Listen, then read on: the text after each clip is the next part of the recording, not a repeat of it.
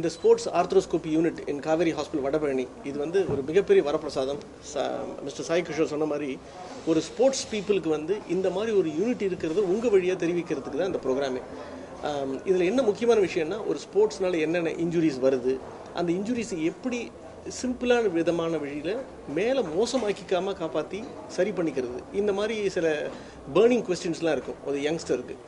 இப்போ இருக்கிற இதில் பார்த்திங்கன்னா ஒரு 19 வயசு கீழே இருக்கிற ஒரு பையனோட அப்பாவோ அம்மாவோ அவங்க தான் ரொம்ப ஆங்ஷியஸாக இருக்கிறாங்க இதை பற்றி தெரிஞ்சுக்கணும் அப்படின்னு.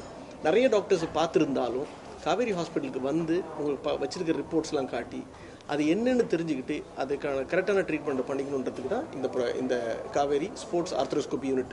ஸோ வடபழனியில் வி ஹேவ் ஸ்பெசிஃபிக் டாக்டர்ஸ், நல்ல experienced, UK trained, wealth of experience இருக்குது.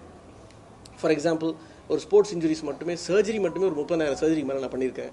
ஸோ அப்படிலாம் சொல்கிறப்ப இந்த எக்ஸ்பெக்டிசி வந்து மக்களுக்கு தெரிவிக்கணுன்றது தான் காவேரி ஹாஸ்பிட்டல் இவங்களெல்லாம் கூப்பிட்டுருக்காங்க. இன்றைக்கி உங்களோட கேள்விகள் எதாவது இருந்ததுன்னா தாராளமாக கேளுங்க. சாய் இருக்கிறார் கூட.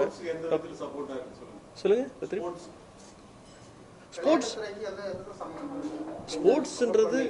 ஸ்போர்ட்ஸுன்றது டெஃபினட்டாக வந்து அந்த விளையாடுற அந்த இண்டிவிஜுவலுக்கு காலத்துக்கு நல்லா இருக்கிற ஒரு முக்கியமான விஷயம். ஸோ ஒரு சொன்ன மாதிரி விளையாடுறதுனால சில இன்ஜுரிஸ் வரதான் செய்யும். அதை சரியாக விளையாடுறது ஒரு கோச்சோட வேலை.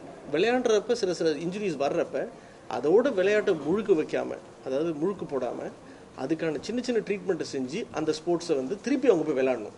ஒரு நல்ல பிளேயரை ஒரு சின்ன இன்ஜுரினால அந்த நாடோ அந்த டீமோ அந்த அந்த ஒரு ஊரோ அது மிஸ் பண்ணாங்கன்னா அது பெரிய லாஸ் தானே.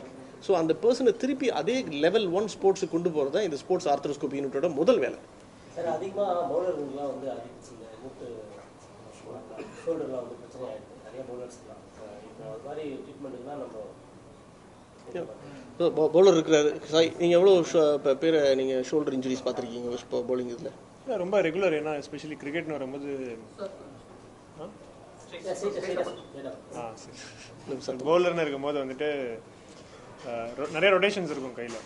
ஸோ சம்டைம்ஸ் ட்ரைனிங் வந்து சின்ன வயசுலேயே ஒழுங்காக பண்ணலன்னா அது வந்து ரெகுலராக வரும். இப்போ வந்து லாஸ்ட் ஒரு 10 இயர்ஸில் கிரிக்கெட் எஸ்பெஷலி வந்து இந்த ஃபிட்னஸ் கல்ச்சர் வந்து ரொம்ப நல்லா ஆயிடுச்சு. அதனால அந்த ஷோல்டர் இன்ஜுரிஸ் கிரிக்கெட்டில் நடக்கிறது ரொம்ப கம்மியாயிடுச்சு. பட் என்ன தான் சொன்னாலும் ஒரு அப்கமிங் கிரிக்கெட் இருக்குது, இதில் நாலேஜ் இல்லாதவங்க இப்போ நிறைய பேர் இப்போ வந்து டிஸ்ட்ரிக்ஸில் வந்து கிரிக்கெட் ஆட ஆரம்பிச்சிட்டாங்க. இப்போ இந்த டிஎன்பிஎல்லேருந்துலாம் நிறைய பேர் டிஸ்ட்ரிக்ஸ்லேருந்து அண்ணாத்தாய் வராங்க. ஸோ அவங்களுக்குலாம் ஒரு கைடன்ஸ் கிடைக்காம இருக்கலாம்.